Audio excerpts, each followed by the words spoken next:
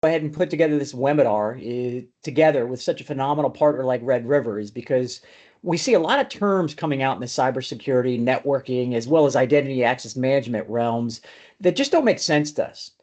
With decades of experience in the industry, Alex and I wanted to share with you why we think you need to kind of go beyond what they call zero trust nowadays and look at what Xiid calls zero knowledge networking. With that, I'll turn it over to Alex and we can get started.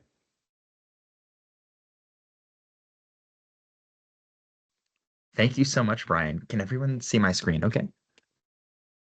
I Yep. believe you can, Brian. All right, wonderful. Thank you all so much for coming, and I'm so excited to share zero knowledge networking with you today and why we need zero knowledge networking. And frankly, zero trust just isn't enough.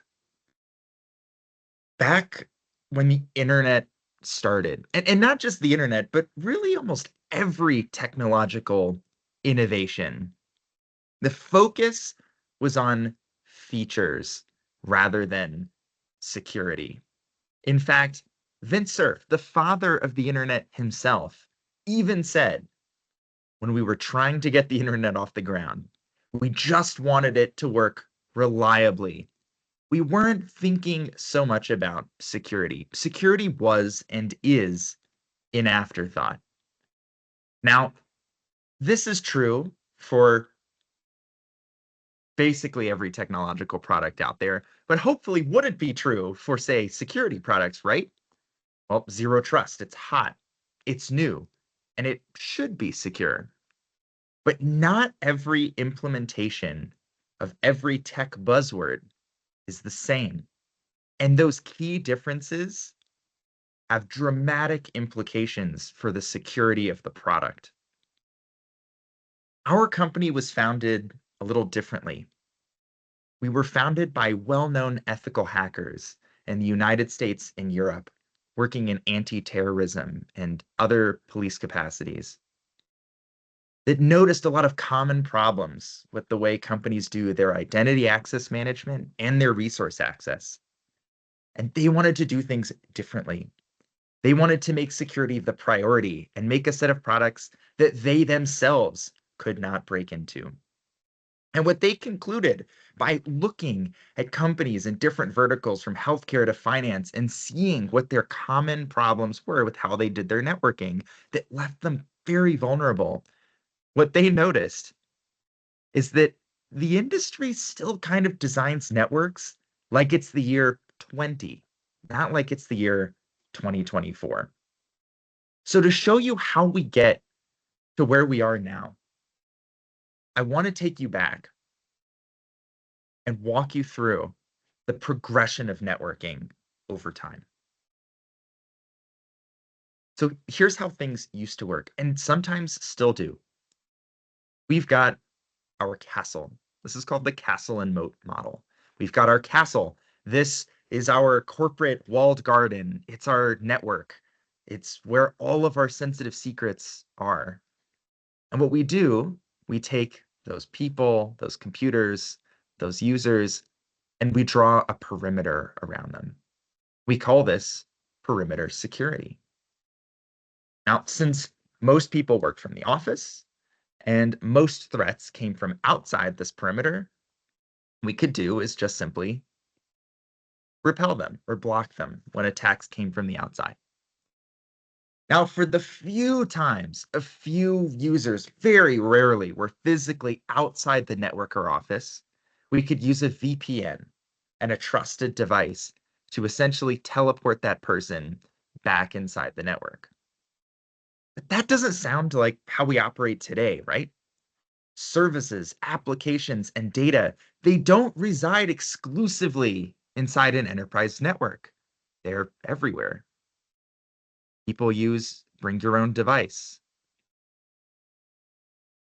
And then now with all these people and devices working remotely, working all over the place, working internationally, we have to open up a lot of holes in this network for that traffic to get through. And then with the advent of SaaS services, now we have huge holes to these cloud services. And since users and cloud services are all over the world, what does our perimeter start to look like? Well, it starts to encompass the entire world. The enterprise network perimeter is now so blurry to the point that it's hard to define where or even if it exists at all. And our threats come from the inside, rendering that perimeter meaningless. So our landscape has shifted dramatically. COVID-19 certainly accelerated it, but we're not likely to ever totally go back to the way things were, where people only work in the office and never anywhere else. We're bringing our own devices more. We're using a lot of SaaS services, and employees are having to remember separate usernames and passwords. And threats are coming from the inside, the big one. So to combat this, we bring in zero trust.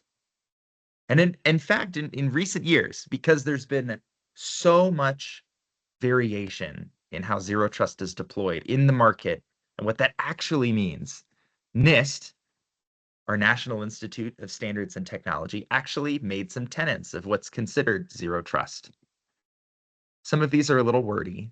They include things like securing communication regardless of network location, accessing resources on a per session basis, determining access based on dynamic policy, and then monitoring the posture of assets and applications and devices.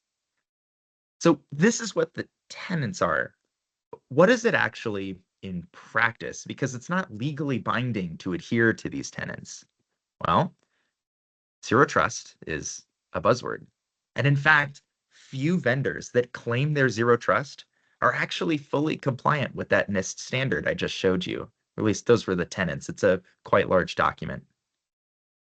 What most vendors do correctly, though, is that they make no distinction between the internet and the intranet from a security perspective. And that makes sense. Users are all over the world trying to access the same resources. We have to treat that all as insecure internet traffic. Zero trust also, in practice, tries to reduce complexity for end users. It doesn't always, but they try. And at its core, ZTNA or zero trust products, they don't connect people to networks, they connect people to applications. The key to remember with all of this, though, is that no matter how much branding you see around zero trust, every implementation is still different, and there are some big flaws. And I'm going to talk much more about what that means in a second. But at its highest level, we cannot assume that lots of marketing spending means you have a secure product. So what isn't zero trust then? If we know what it is, well, it's not zero trust. And that sounds a little weird to say, but almost every zero trust vendor out there requires something pretty scary, pretty large. It's that you must trust that vendor, even if they're NIST compliant, with virtually everything, including copies of all of your data and identities. This is difficult to do. It's difficult to stomach, but it's required by almost every zero trust vendor. They say, well, it's zero trust with respect to, say, hackers or outside users, but you must trust us completely. At least in our opinion, abstracting trust away and making what they do opaque and how they handle your data doesn't make your network more secure. It's risky. But yet that is the ground truth of what is required in the market. Zero trust also, it doesn't guarantee security, impenetrability, or unhackability. Zero trust might also slow down performance, and it's certainly not a one-shot fix. So I'm going to play a quick little game with you now, so you can see what I mean with zero trust. Where we're going to play, is it zero trust enough? So I'll give you a situation, and we're going to discuss whether we think it's zero trust enough for at least how the word makes us feel, zero trust, and what that seems to imply. Is the vendor doing its job? All right, a zero trust vendor says they can decrypt and read your employees and network's private traffic to inspect it for malware. That means they can read everything, emails, web browsing histories, intellectual property, Every bit of traffic flowing across your network, they can read it and it's on their servers in plain text. Is that zero trust? Certainly, we don't believe so. Not only do you have to trust the vendor with your most private data and communications, but hacking this vendor would give a threat actor that same level of access, which is extremely risky. And yet, that is what almost every major vendor does. And they brag about it too. Here's another vendor. Got some of their branding blacked out here, but you can see they actually say they do breaking of encryption to an unlimited level. They do it to an unlimited level. Their ability to read all of your private communications is unlimited. I hope you trust them because they will have everything. Here's another one. A zero trust vendor requires full copies of all your users' identities. We generally believe that's not great. The critical lifeblood of your organization, how you determine who has access to what, is now in the hands of someone else. That's risky and unnecessary, but yet companies do it all over the place. Now, even if you do trust one zero trust vendor, those vendors themselves, well, since they have access to everything, well, they also trust that they themselves trust other vendors to help service your data. And this whole supply chain creates problems when you give that data up. Here's a great example. This was a pretty big breach, and we've blacked out the company this referred to. This company delayed the disclosure of a breach, had hundreds of their customers impacted. And actually, this last quote that I'm pointing to is actually a quote from the CEO of Cloudflare that makes a lot of zero trust products. And well, Cloudflare wasn't the company that was breached here, but why are they quoted in this article? Well, Cloudflare used this other zero trust vendor themselves, quote unquote, zero trust. And so if you trusted Cloudflare, well, now your data might still be at risk because of who Cloudflare trusts with their data, with your data. Because you gave that data up, you don't have full control over where it goes, and that's risky. I don't think that's really zero trust. And so, despite zero trust, threat actors are still getting in. They're using credential theft, malicious payload injections, VPN vulnerabilities, RDP attacks, and supply chain attacks. And you can see from all of these companies that are listed here, these big major companies, some of which that make zero trust solutions themselves, they are still getting hacked. So can we go beyond zero trust is what we have to ask. Can we have quote unquote zero trust and meet the NIST standards without being reachable by hackers and susceptible to 0 days, without trusting a third party with copies of our data, directory, and more, without that third party being able to see all of our traffic in plain text, and without using stealable credentials to begin with? Well, if zero trust still requires too much trust, we need zero knowledge. And this is what Xiid calls zero knowledge networking. Zero knowledge networking is a secure by design approach that doesn't rely on hacks, AI, or infinite trust in a third party vendor.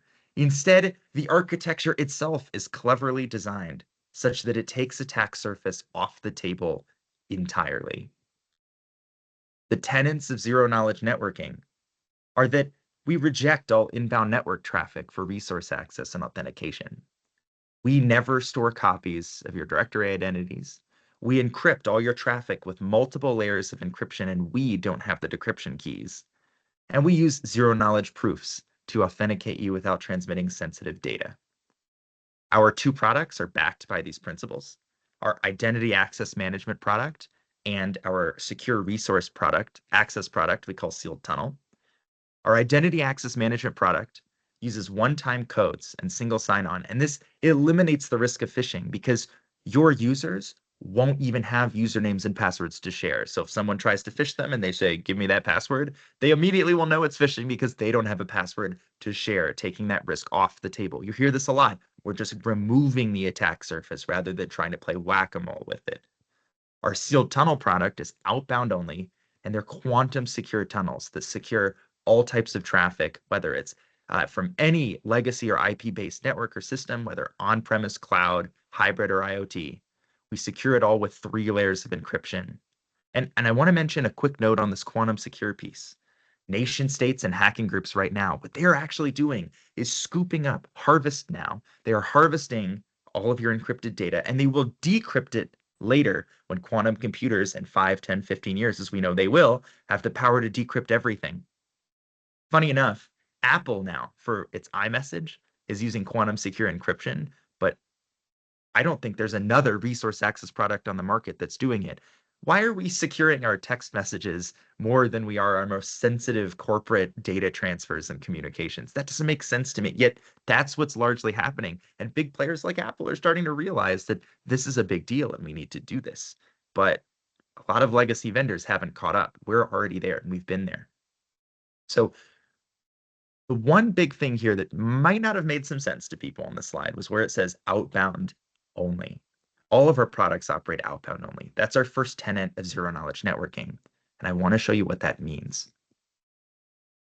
So in a traditional approach, and this looks almost like that castle and moat we saw earlier.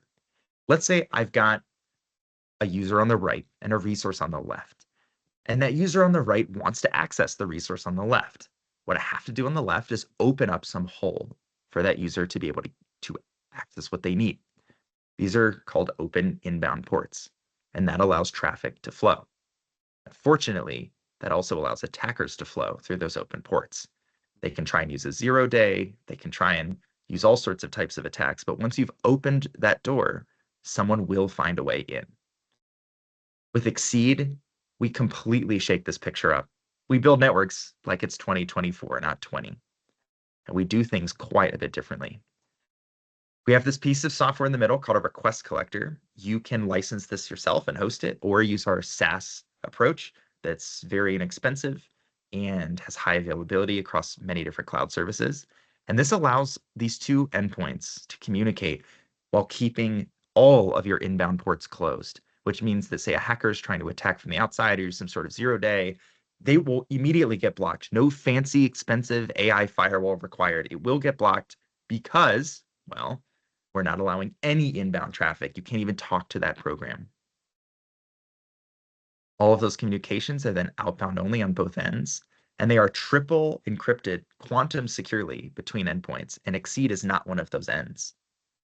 And in fact, we don't even need public IP addresses on any end. So no end knows where the other is located. We call this triple blind. So Xiid is secure by design. It has no required open ports, traffic, or public IPs.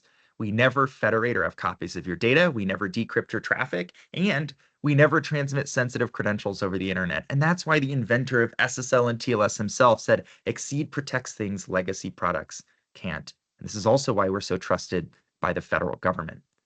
We exceed NIST's 800-207 standards, which are the zero trust ones. We deliver mission assurance with the zero trust executive order. We used the NIST gold standard for quantum secure encryption, and we're battle tested in the real world. We're used out on the field right now by intelligence agencies and the DoD, where we have our authority to operate.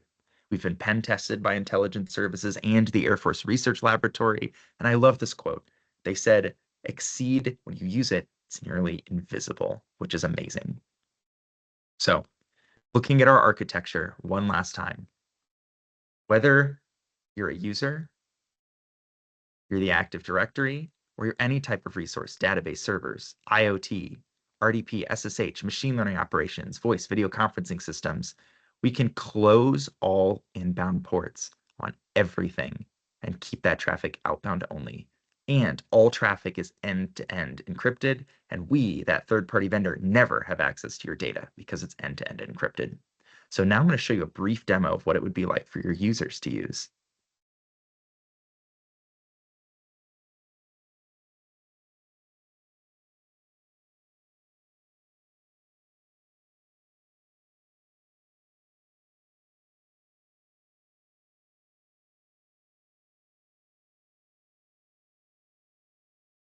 Thanks for your patience while I get this pulled up. All right. So I'm going to start with something that's not an Xiid product, and I'll do this for the nerds in the room who will understand what this means and the implication. This is not something that a user would have to do. This is called a DNS lookup tool. I can type in a URL and I can see what server address, what IP address corresponds to. So if I look up our corporate homepage, for instance, Xiid.com, I can, oops, sorry, Xiid.com, you can see here's the IP address. Now, any address that doesn't start with 127 dot is public. It's the difference between saying, giving my street address for my house, and then if someone asked where I live, saying, well, I live at my house. If I just said, well, I live at my house, that doesn't tell anyone where I actually live. It tells you nothing. You could never find me. 127 dot is kind of like doing that. But normally, in a legacy approach to access things, they have to be public. This doesn't start with 127 dot. And it's our corporate sales website. We want it to be accessible to everybody. So that's appropriate. But not for our sensitive internal resources, like our CRM, for instance. If you look at this address, 127.111, that's like saying, well, where's the CRM? It's on my server. Not telling you where, what server, could be anywhere, but my server. There's no hacker in the entire world that could even start to attack with this little information. Same with where we store our sensitive intellectual property in the code for our many patents. You see that 127 dot again. So from a networking perspective, there's no way for an attacker to even try to attack these servers. And in fact, these servers don't even have public IP addresses. They're not reachable. They accept no inbound traffic. Yet for me as a user, it's stupidly easy. I don't need to log on to a VPN. I could be in a public Wi-Fi in a coffee shop in Beijing. I can use any application on my computer or any web browser of my choice, and I can just access my resources just like that. I don't even know I'm using a triple encrypted outbound only sealed tunnel. I have no idea. I just use it. It's that easy. Now, you see these username and password fields. Well, I thought we were passwordless. Our products work independently. You don't have to use both. This is our sealed tunnel working standalone. If you already like your IDP, you can just keep using them, no problem. But if you want to use Xiid's in addition to the sealed tunnel, it gets much more powerful. So here's an example of our SSO portal. And I'm going to go ahead and pull up my iPhone on the right. And all I have to do to log in is scan this QR code. And I'm in and I can access my resources. So no usernames, no passwords to remember. I just do it and I'm logged in. It's that easy. We also support YubiKey, CAC, PIV cards, etc. You don't have to use a phone. This is a traditional SSO portal. You can access all your resources, but let's say I want to open up a tunnel to a particularly sensitive resource and gate it behind authentication, like our domain controller here. This is our real domain controller. I can click to open up a secure tunnel between myself and that controller. I can then download a connection file. And notice I'm connecting to 127 dot again. It's like, where's the domain controller? Somewhere, my house, right? I paste a one-time password into the box that is automatically injected. And now I'm into that machine and I can use it. And there it is. This is the domain controller. It works just like normal. But as soon as I close out, that tunnel is shut off. And so it really is just that easy to use. Now, I want to close up here by summarizing what you've seen today. From a theoretical level, no exposed attack surface is safe. And anyone who works in intelligence or cybersecurity, they know this and will tell you this. If it's out there and it's exposed, it will be attacked by somebody. Xiid instead is secure by design. Instead of using fancy AI firewalls and complex rules and all sorts of hacks and tweaks and trying to detect things after the fact, you can just take attack surface off the table. This makes us secure by design. We close your inbound ports, we remove your public IP addresses, and we eliminate that risk of phishing. Xiid also goes far beyond zero trust in that we never copy or store enterprise data or identities. We also can be used alongside other solutions without rip and replace. If you want to use Xiid just for one or two users, that's no problem. They can even keep their existing access methods and just try Xiid as an overlay. It's very easy to get started because we don't require any of your data at any time. And we secure all types of resources, including legacy systems and IoT. So I want to leave you with this. If we know that technological products, tech products, focus on features and not security, if we know that that tends to be the case, why should we leave our most sensitive operations, our data transfers, our identities, our authentication, up to vendors that don't treat security as the priority? We treat security as the priority. We are secure by design, and we will secure your networks and data, not just today, but also tomorrow. So with that, please let me know if you have any questions, and I know Brian is also standing by to answer them as well. Thank you very much. So Alex, it looks like we got a few questions in the Q&A. So if you wouldn't mind helping us answer these, it would be great. So the first question we had was, Xiid isn't fully outbound only, right? Don't inbound connections need to be enabled to establish a connection? That is a great question. No, they don't need to be enabled. And this, we get asked this a lot, but even the connection establishment is still outbound only. Keys are co-computed or 3 layers of encryption. The entire connection can get kicked off without requiring any open inbound traffic or inbound traffic whatsoever, ever. Even to establish the connection, you can lock it all down permanently. If you saw that domain controller I just accessed via remote desktop, if you saw its inbound firewall rules, 100% of inbound traffic is denied. So there is no need for that, even when establishing the connection. Great, thanks. Another question. You're looking at the collector there. Is the traffic there decrypted? No, it's not. The traffic is end-to-end encrypted between your resource, your IoT device, your web server, anything, and that end user trying to access it. It's fully end-to-end encrypted. This collector just shovels encrypted packets back and forth, but it never has any knowledge of its contents. So even if our services got hacked, the attackers would gain nothing of value because they wouldn't gain information on where the users are because there's no public IP addresses used or stored, and they also would not gain information on what the data is because it's triple encrypted in a manner that's quantum secure. Great, thanks. Another question, though, since you're on the collector, somebody asked the question of, and I think you answered this before, but is the collector SaaS-based or can we host it on our own? Yes, you can do both. So our SaaS version is certainly the cost efficient route. It is very highly available across multiple different cloud services, load balances for you, and it does all of that. But you can also license it and host it yourself. So most of our government customers, for instance, very large institutional customers, they might choose to host this themselves, and that's totally fine. Great. It looks like there's one last question. They were asking if they have other solutions that, let's say, for example, they like the company that's doing identity access management currently, can they still use the Exceed technologies?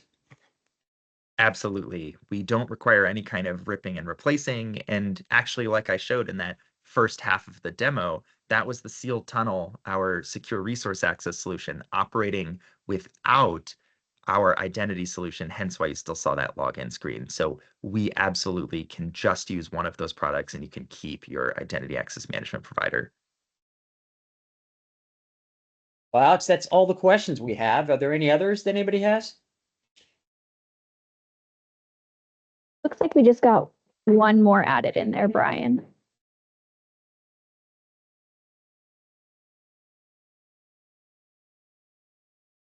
And Brian, I'm having trouble seeing it on my end, so if you wouldn't Yeah, mind reading it to I've me. got it. So it says, how does this affect the enterprise DNS configuration? Ah, yes. So one neat thing that I actually, and this was back when we were looking at that MX toolbox, but what you can actually do is instead of having resources publicly available connecting to public IP addresses, which might be the case now, you can actually change those A records to just point back to those local host addresses that you can configure through our configuration portal. So for users, they will experience zero interruption. They will just continue going to the same URLs using the same software with the same services and servers that they point to as they did before. But now magically it's triple encrypted and quantum secure, and they don't even know that it is or have to take extra steps. So you can just modify those DNS records to support that. That's one of the easiest ways of managing this. So what we can do is actually clean those records up a lot and remove sensitive information from those records and keep your resources locked down.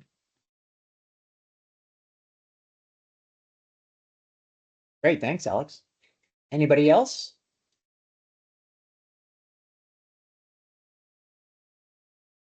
Okay.